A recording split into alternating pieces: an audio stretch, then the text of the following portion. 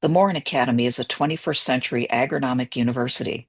We draw inspiration from the life and work of Peter Maurin, co-founder along with Dorothy Day of the Catholic Worker Movement, as well as from various intellectual and practical engagements with other currents of thought. Maurin envisioned agronomic universities, places where people could learn about life, culture, agriculture, science, and religion together. And he envisioned houses of hospitality, places that, quote, bring the scholars to the workers or the workers to the scholars. These tenets are at the core of the Maurin Academy's mission. Progress is an inherently modern idea. And we said that there really is some truth to that, right? But how might we be able to disentangle the notions of modernity and progress without contradicting ourselves? Maritain seems to have made progress in that direction, right? He's given us an opening for a way to conceive of progress that does not necessarily is not implicated with modernity, right? But his way of doing that is by turning then back to Christianity and to Thomism. So in Maritain's case, anti-modernism is essentially Christianity as he understands it. And as we saw, Christianity itself, over its kind of long history, gives birth to sort of the basic ingredients of modern progress.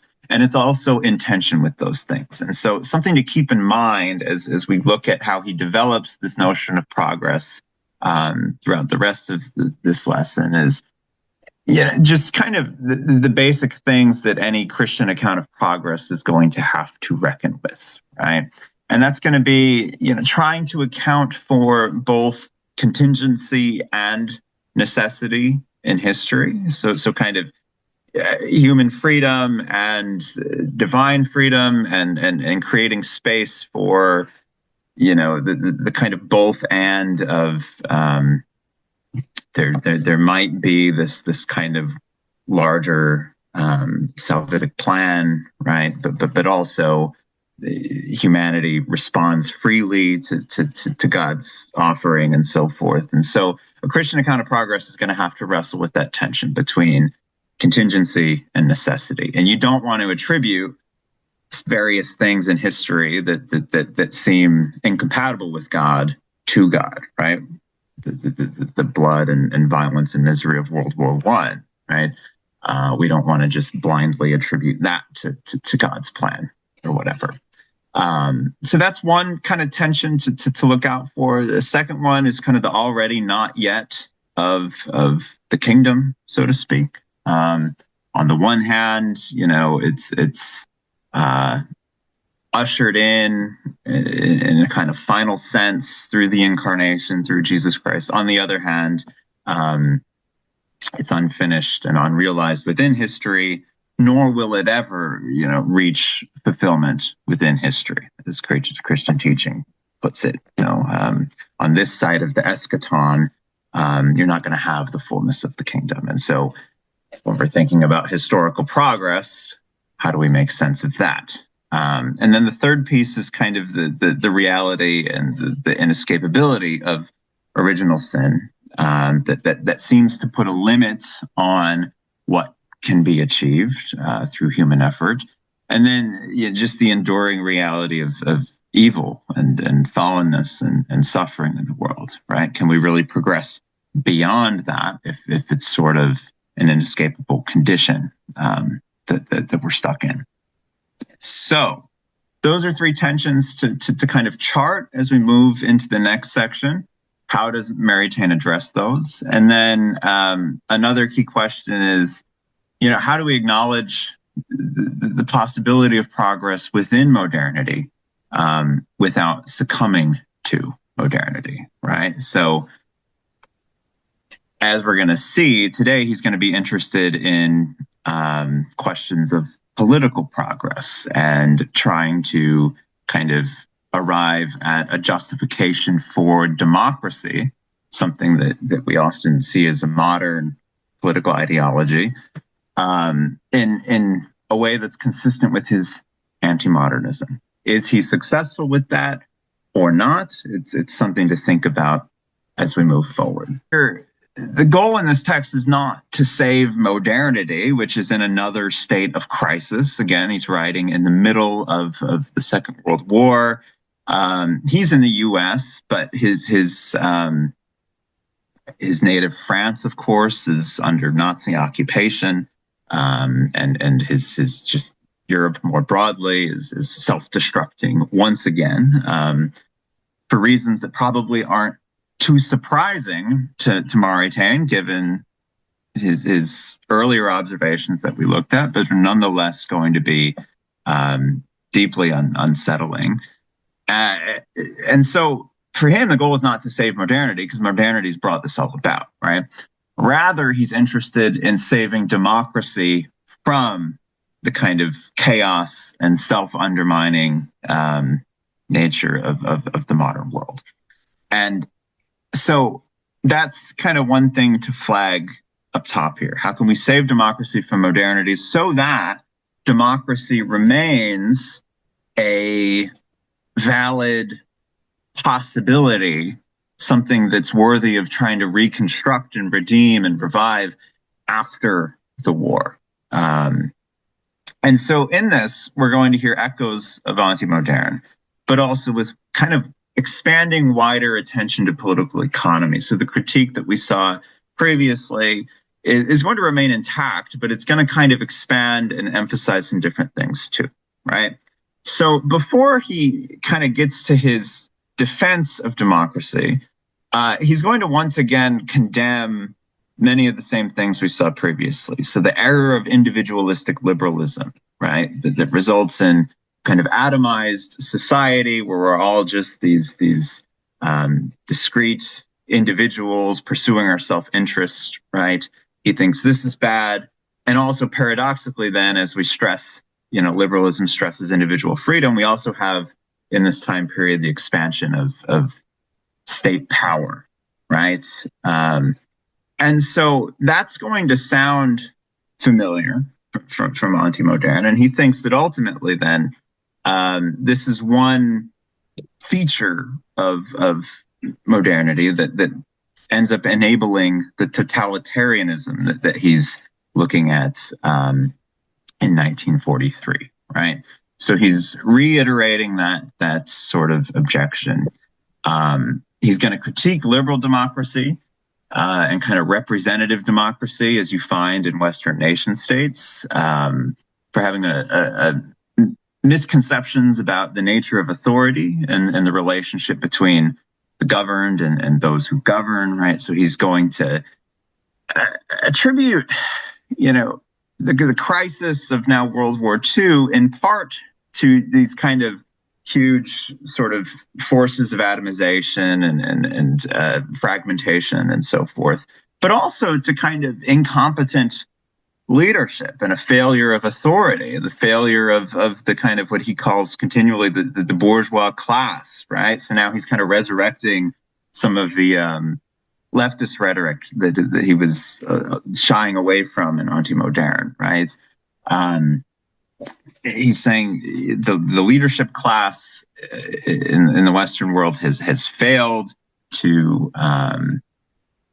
govern responsibly. Its concept of authority is too rooted in self-interest rather than the common good, right? And this is kind of one of the inherent flaws of liberal democracy and representative democracy.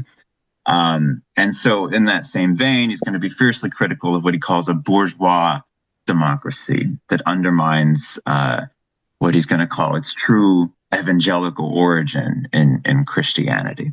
So for just a taste of how we see similarities but also differences between this text and Antimodern, I've included a quote from Christianity and Democracy, where he's going to write, quote, "Another great reason for the failure of the modern democracies to realize democracy, so true democracy, is the fact that this realization inevitably demanded accomplishment in the social as well as in the political order, and that this demand was not complied with.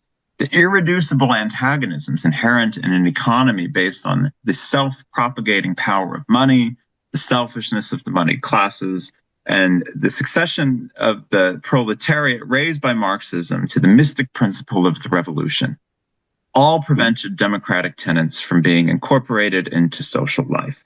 And the impotence of modern societies in the face of poverty and the dehumanization of work, coupled with their inability to transcend the exploitation of man by man, have been a bitter failure for them. So here we see kind of a sort of class-based critique, right, that's targeted chiefly at the kind of bourgeois class for neglecting human need for the sake of profit, and thereby kind of supporting the cause of Marxism, or what he calls its mystic principle of the revolution, right? And this is a style of critique that we don't really see in Antimodern, where he's much more hesitant about kind of aligning himself with anything that might smell like a sort of leftist kind of class criticism. He's critical of kind of bourgeois culture, right? But we don't see anything quite like this in Antimodern. So other aspects of the argument here, what is democracy then? If modernity has kind of abused and undermined and appropriated democracy in a way that is not true to its origins, what is it? And he's going to say democracy is not a creation of the secular conscience. It's not something that emerges with, the advent of pure reason and the Enlightenment, right? No. Rather, the democratic impulse, as he says, has arisen in history as a temporal manifestation of the inspiration of the gospel. So Christianity contributes to Western society notions of natural equality, human dignity, the dignity of labor, and so forth. He rattles up all these various aspects of the Christian inheritance. And then modernity, secularizes these things. So he describes modernity as a secularized Christianity that proclaims Christian truths, but ultimately betrays them because it severs them from their proper origin and ends, right? And that was the big theme in Antimodern too. Secular reason and modern science and so forth goes astray when it loses its kind of teleological orientation.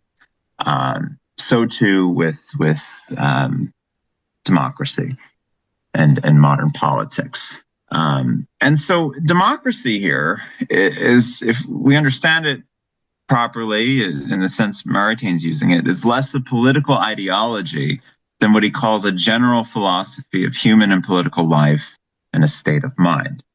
And so he's going to say that, this is a quote pulled directly from the text, a monarchic regime can be democratic, he says, so long as it's consistent with this state of mind and with the principles of this philosophy.